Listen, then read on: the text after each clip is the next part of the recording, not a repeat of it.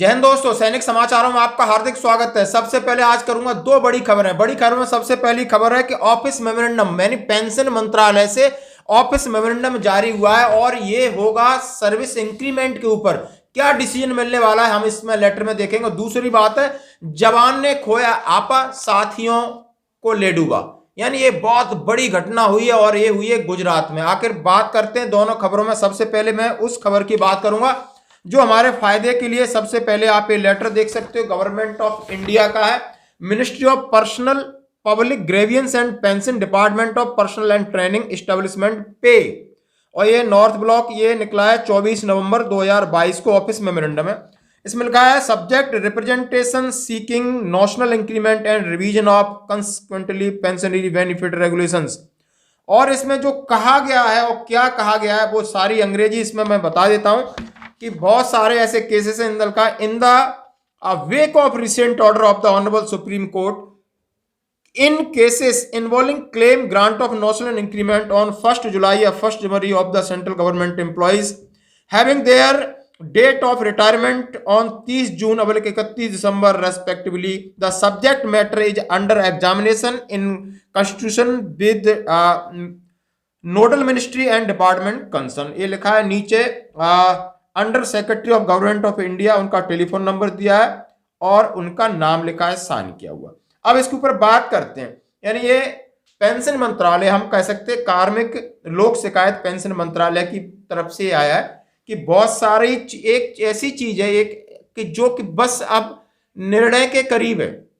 यानी वो है कि जो भी राज्य के कर्मचारी हैं, चाहे सेंट्रल गवर्नमेंट के कर्मचारी हैं, चाहे वो सैनिक हैं, यदि वो 30 जून को रिटायर होते हैं 1 साल नौकरी करने के बाद, 1 जुलाई को लगने वाला इंक्रीमेंट नहीं मिलता। इसी तरह चाहे 31 दिसंबर को रिटायर्ड होते हैं, 1 जनवरी को मिलने वाला जो भी आपको इंक्रीमेंट, वो इंक्रीमेंट लगभग 3% होता है। यानी किसी की तनख्वाह 50,000 से 1 लाख है तो आप समझ सकते हो 1500 से लगा करके 3,000 का उसको लॉस होता है। यदि उसको हम पेंशन में कन्वर्ट करते हैं तो आप समझ सकते हो 850 से लगा करके 2,000 तक होता है। और ये जो बेनिफिट ऑफ एरर है, जो बेनिफिट है, और ये जब हमें किसके रूप में मिलता है, पेंशन के रूप में पर मंथ, और इसके ऊपर डीए मिलता है, यानी और हमें ग्रेचुटी के रूप में मिलता है, लीव इन कैश के रूप में मिलता है, कम्यूटेशन के रूप में मिलता है। यानी ये जो हमें जो आप हमें हमारा जो छोटा सा अमाउंट लग रहा है आपको, 800 का है, 900 का है, 1000 का है, 2000 का, ये कन्वर्ट होता है आके करीब जाकर के 10 लाख में।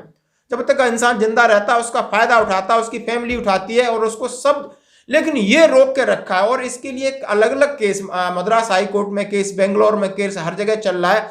और अब इसके ऊपर एएफटी ने भी केस डाला है और ये माननीय सुप्रीम कोर्ट में भी गया है और उन्होंने दिया है, नहीं ये बनता है हक और राइट, हक ये आपको देना पड़ेगा। अब जब देना पड़ेगा, इसके लिए क्या कार्रवाई, जो कंसर्निंग मंत्रालय उनको अब ये स्टडीज के लिए और इसकी फीडबैक के लिए बुलाया और लगभग ये चीज होगी और हो जाएगी। तो कई पेंशनर्स हैं जो बहुत दिनों पहले आए हैं और इनका सबको इसका लाभ भी मिलेगा, एरियर भी मिलेगा, सब चीजें मिलेंगी। कहते हैं दोस्त कि इस केस के ऊपर ये पहले से भी ऐसा अलॉमनीस थी, लेकिन इसके ऊपर किसी ने डाला नहीं। अब जब एएफटी के द्वारा केस जा रहे हैं, लोग चिट्ठियां लिख रहे हैं, सोशल मीडिया पे अवेयरनेस हुई, तब ये जागे, और अब जागे हैं तो लास्ट यानी सुप्रीम कोर्ट ने भी आदेश दे दिया है। तो आप समझ सकते हो इन सब चीजों को किसी प्लेटफॉर्म से रेज करने का ये फायदा होता है और ये जरूर मिलेगा 200%। आप ये देख लेना, चारों तरफ से बिल्कुल दबाव दोस्तों।